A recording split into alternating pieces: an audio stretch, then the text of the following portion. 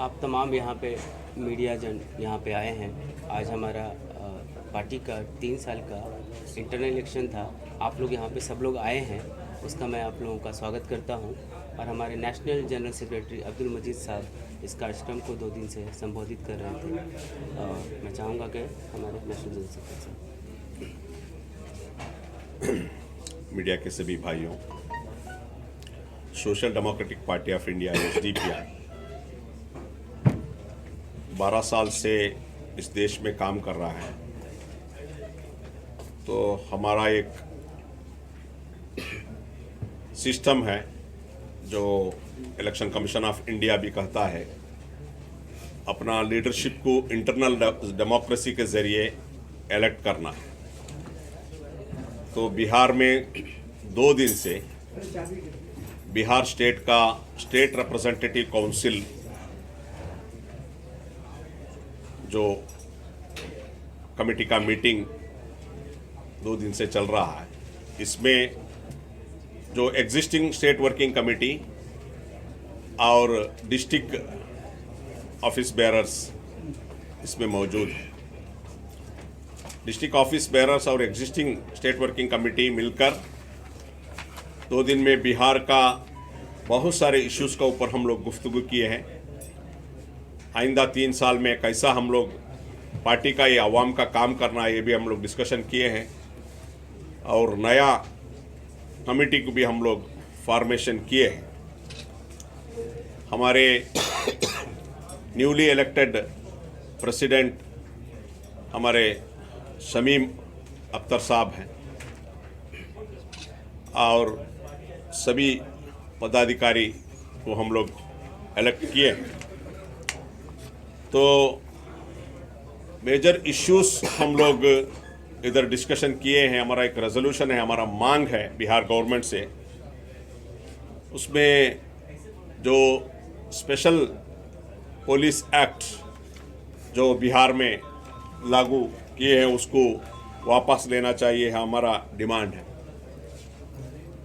दूसरा, जो बीजेपी का हुकूमत जो नरेंद्र मोदी का लीडरशिप में बिहार का इलेक्शन का जो कैंपेन में वादा किए थे और उनका जो मैनिफेस्टो में भी जो है बिहार के लोगों को, बिहार के नौजवान को, बिहार के युवाओं को 20 लाख जॉब प्रोवाइड करेंगे। तो हम पूछना चाहते हैं नीतीश कुमार जी को या बीजेपी को नेताओं को, कितना अब तक 8 महीने में कितना लोगों को जॉब मिला।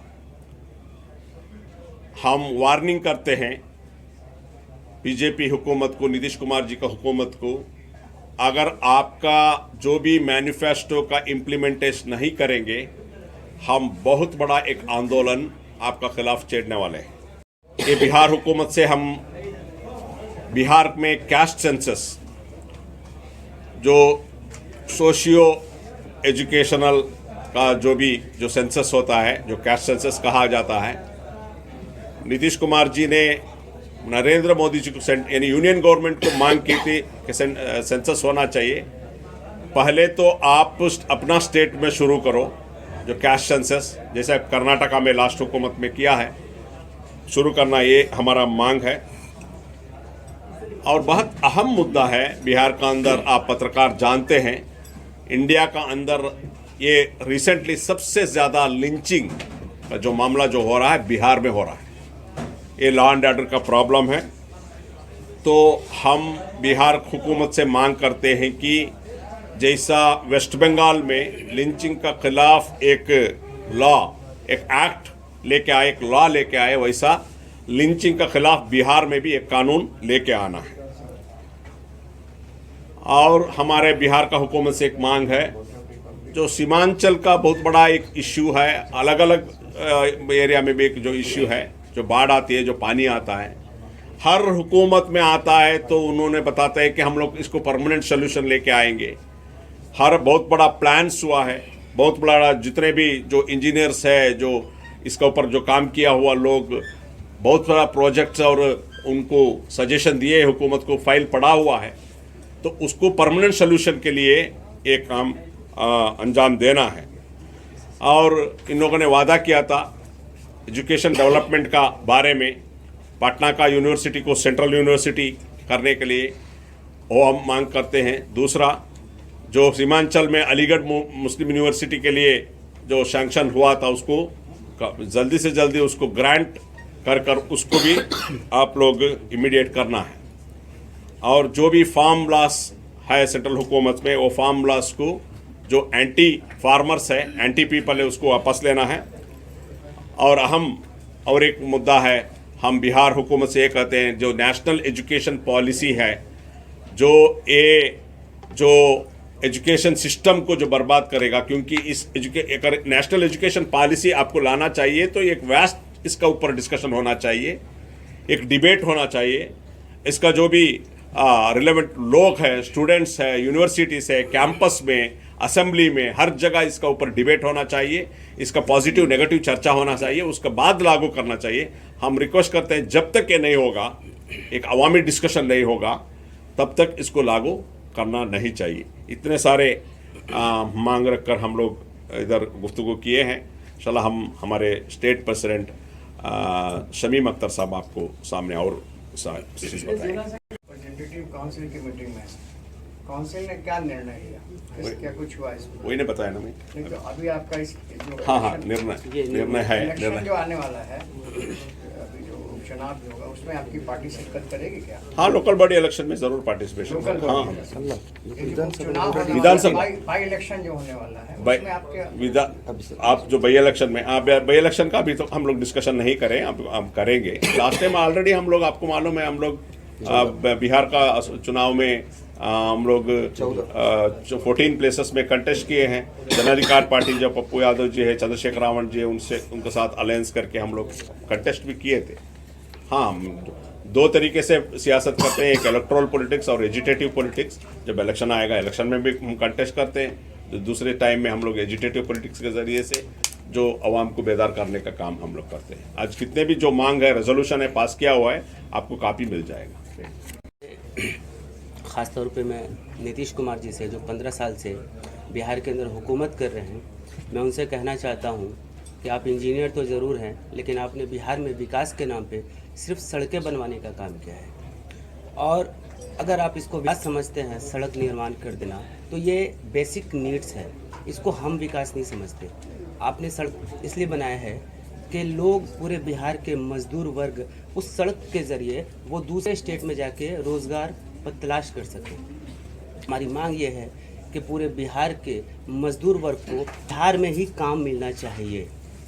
और दूसरी सबसे बड़ी बात कि बिहार के अंदर इतना ज़्यादा करप्शन है कि एक तो पूरे के अंदर नौकरी नहीं है। नौकरी अगर है भी कहीं, थोड़ी बहुत आती भी है वैकेंसीज, तो नौकरी के नाम पे लाखों लाख रुपया लूटे जाते हैं। वो करप्शन नहीं तो क्या है? आपने देखा अभी कुछ दिनों पहले टीचर के नाम पे 8 लाख रुपए डील हो रहा था। एक चपरासी की भी नौकरी आती है तो 15 से 20 लाख रुपए, ये सब लोग जानते हैं, लेकिन मुंह खोल नहीं सकते, डरते हैं हुकूमत से। ये करप्शन नहीं तो क्या है? बिहार के अंदर शराब बंद है, शराब बंद है, ये सब जानते हैं, लेकिन सिर्फ नाम का शराब बंद है। शराब पहले से ज़्यादा बिक रहा है, इसके ऊपर अंकुश लगाना चाहिए। ये हमारा ये मेजर। और बिहार में एक ख़ास बात ये कि बिहार के अंदर, पूरे स्टेट में, पूरे देश के अंदर जितना लिंचिंग नहीं हो रहा है, उतना बिहार के अंदर लिंचिंग हो रहा है। हर महीने 1-2 लिंचिंग हो रहा है, ना तो सुर्खियों में आता है, ना तो कभी किसी मीडिया पे डिबेट होता है। हम देखते हैं कि यूपी के अंदर, लोनी के अंदर किसी का भी कुछ भी होता है तो मीडिया डिबेट होता है, बट बिहार के इशूज़ को इतना दबा दिया जाता है। उसके अंदर आप पत्रकार भाइयों से भी मेरा अनुरोध है कि बिहार के इशूज़ को आप दबाएं नहीं, आप हुकूमत की बात ना माने, बल्कि उसके इशूज़ को उठाएं। ये लिंचिंग अपराध है, और इस लिंचिंग के ऊपर बिहार सरकार, जैसे ममता बनर्जी ने एक कानून बनाया है बंगाल के अंदर, वैसा एक सशक्त कानून बनना चाहिए। लखीमपुर खुरी की घटना के बारे में आपकी क्या राय है? बिल्कुल ये शर्मनाक है। हम कंडम जो हाउस जो है उसको कंडम किया है, उसको कंडम करके हम लोग रेजोल्यूशन पास किया है, क्योंकि उनके हक के लिए जो एहतजाज कर रहे थे जो फार्मर्स, उसका ऊपर एक मेंबर मिनिस्टर का जो सन, उसको गाड़ी चलाना और उनको कत्ल करना, ये बहुत बड़ी एक पूरा इंटरनेशनल मीडिया में इसको चर्चा होले कर रहे हैं। हम इसको कंडेम करते हैं और जितने भी लोग इसमें इन्वॉल्व हैं उनको अरेस्ट करना चाहिए। और जो सेंट्रल मिनिस्टर जो है मिश्रा साहब, उनको इसको मॉरल रिस्पॉन्सिबल लेते हुए रिजाइन करना चाहिए। बिहार स्टेट के वाइस प्रेसिडेंट नियुक्त किए गए हैं, पूर्णिया से हैं। आज आप लोग के सामने जो SDPI के जो बैठक हुई उसमें बहुत सारे इजलास किया और यह बिहार के लिए सबसे उत्तम चीज़ होगा कि जो पार्टी गांव स्तर पर कार्य करेगी और गांव स्तर पर संगठन को मजबूत किया जाएगा। तो आप लोगों का सहयोग हर हमेशा मिलता रहेगा तो पार्टी और आगे बढ़ेगी। हम यही चाहेंगे आप लोगों से।